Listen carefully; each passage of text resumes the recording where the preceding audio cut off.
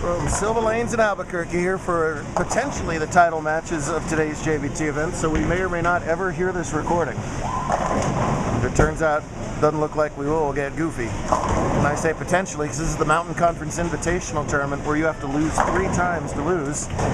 Only one person won't. They win the Invitational and a $1,000 top prize. 2 different scenarios here in the Scratch Division first. This is Josh Burnett. He's taking on Brock Bivens for the Scratch title. Josh must win the next 2 games to swipe the invite away from Brock. Different, less pleasant scenario if you're a Jonas Romero and family. Great news is he's still alive. The bad news is he is playing undefeated Zayden Tonicini, which means Jonas must win the next 3 games to swipe the title away from Zayden. The handicap difference, each game is 7. Jonas has to win by 7 to tie, 8 to win. All the way over to the left, Geraldine Delagrito, who just wound up in 4th in the main handicap division, is in both subdivision finals. She chose to play U17 first, so she is taking on Harper Schmidt for the U17 title right now. They are early in that match, so we'll keep an eye on that. Scratch ahead of everybody, and it is Burnett shooting with a spare working in the 7th. He leads by 5 as it stands in a must-win game. And it was a pretty shot there to get on camera in the 7th. Busy day and a busy bowling center. Thanks so much to Barbie and the whole team at Silver for having us. Many an invitational decided on these lanes over the years. So Zayden trying to pull off the fairly rare feat of going completely undefeated through the bracket. That would make him 9-0 if he manages to do it. That is hard to do in any bowling format, let alone with all this pressure of a JBT major. However, slides off that spare. Gives him 98 through 6, so right now Romero has himself a lead scratch, which he needs to do again, win by 8. Oh, of about 19 pins or so. First of all, red on yellow is hard to see for my old eyes. Second of all, they're Sun Devil colors, so screw that. Get some blue on red here, please. Decent shot. Barbie tells me that Jonas is down here every day if he can help it, bowling game after game after game in practice, and boy, it's paying off for him. Finishing in the finals yesterday and backing it up with an invitational title match here today, so he's going to win at least $500 today. Won give or take 200 yesterday, so Thursday afternoon he didn't know what a JBT was. Sunday night he's walking out here with at least 600, so not bad at all. No problem with the spare as well. Well, and Brock, who's one of the best spare shooters on tour, chops that off there. And Burnett's got a golden opportunity to push this to the final game. Wasn't sure what I was going to say right there, and I screwed it up. First of 5 invitationals. Next up is SoCal, June 4th and 5th in Los Angeles, then Las Vegas, then Phoenix, then Seattle to wrap it up.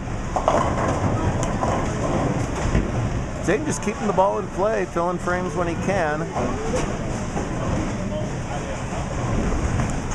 An interesting fact about Tonicini is that he is an almost completely self-taught bowler. His biggest teacher these days, from what I understand, are YouTube videos, which can be a valuable asset. There's some great stuff on YouTube to learn a lot about your game. There's some rotten stuff on YouTube to learn about your game too. Hopefully he's choosing wisely. Obviously he is, if he has beaten everybody we've thrown at him. The trouble this game, tricky little spare there. On top of the money and the points and all the pressure, they are bowling on 2 different lane patterns, 2 vastly different lane patterns. The US Open on the left lanes, right?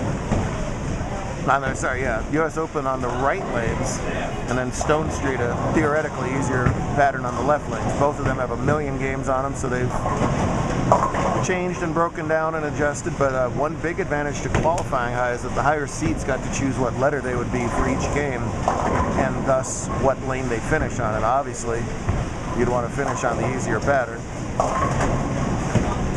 That's an advantage Brock will have. Brock does not have. So wow, Josh actually is letting Brock finish on the easier pattern. Why the heck would he do that? Maybe they're not so easy anymore. Who knows? One bowler's easy is another bowler's nightmare, and vice versa. Maybe he found the look he likes on the.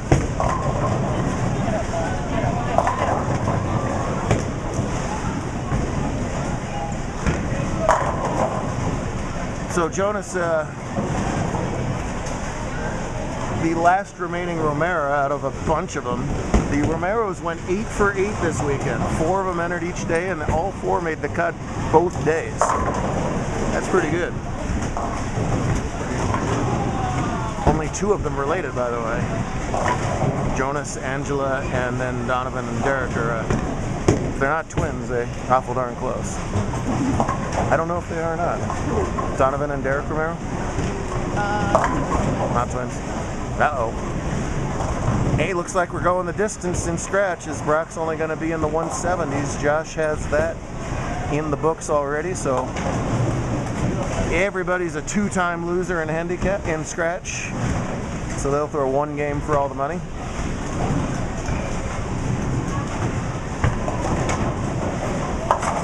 Handicap still to be determined.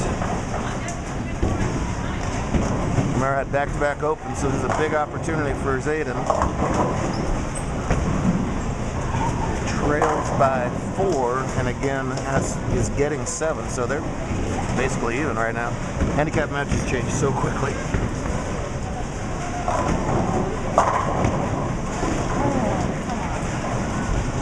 Two and scratch. 1 game for $500 is what they're about to play, basically. 270s.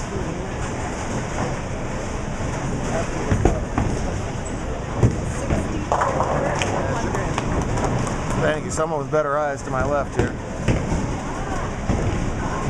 Carolyn's trailing by about 20 or so is the bottom line. Over there, they're still in the 6th. Zayden covers up that 2-5. That was not an easy spare by any means. He's already beaten Jonas once. That was back in game 7. Oh, and a strike in the 9th. Yes, sir.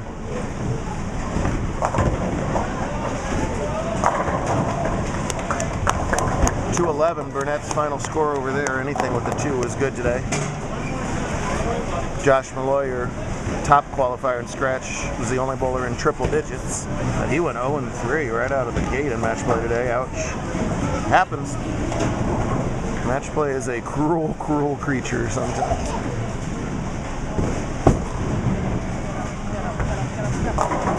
Brock, you'll be over on 5 to finish up. You'll be over on 5.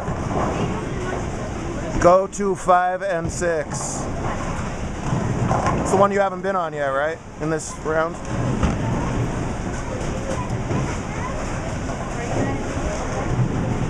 I meant it. I said it. Anything else you'd like to say? I got about 30 seconds. 5 and 6? Yes, sir. All right, sure. We already went over that. That's what you had to say? I know you don't want to move. So I was surprised Brock was even letting you try that. If I was Brock, I want no part of 3 and 4 right now. I'm going to let him get in an extra game. They'll flip-flop if they need to. Jonas able to spare in the 9th. Yeah, this is a less than a mark game. Let's see what he can come up with here in the 10th. Oh no! Well, wide right. He's lucky to get 7 out of that. That's a decent count off that spare. But a unusual one, as the screen says. I agree. That is an unusual spare. As much as he practices here at Silva, I don't think he practices shooting the 159 very often. We'll hit the head in and pray, I guess.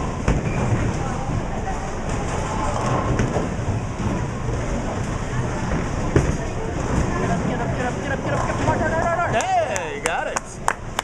He might be a career 1-for-1 on the 159. So I believe that forces a mark out of Zayden. We'll let him throw the fill ball here and see exactly where we're at.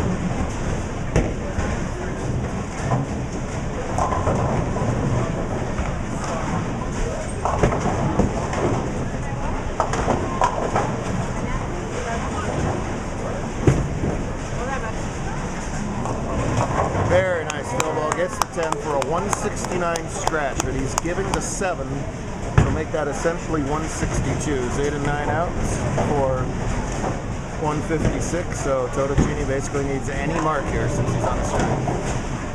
Marking just a few pins to count after that. Can't mark, we'll do it again. If he can, it's 9 and 0 and $1,000. Oh boy. And of all things to have to shoot for those lower average bowlers, that pesky 10 pin finds a way to stand up. Not taking any extra time. He's waiting for the pin to set up. He's ready to go.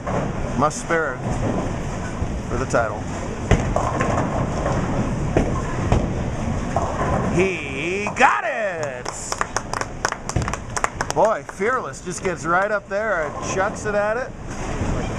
Right, almost a little backup action at it. And I wasn't sure it was gonna, back up and then hook, go right off the lane, but it just kind of rolled out and just about right smack in the nose.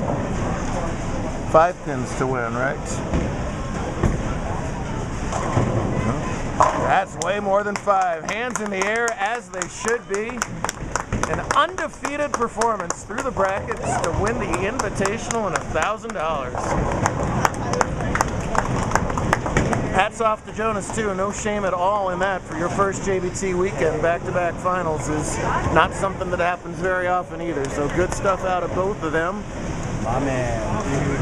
And we still got U17 girls and the scratch division to go. Make sure to watch part 2 for that.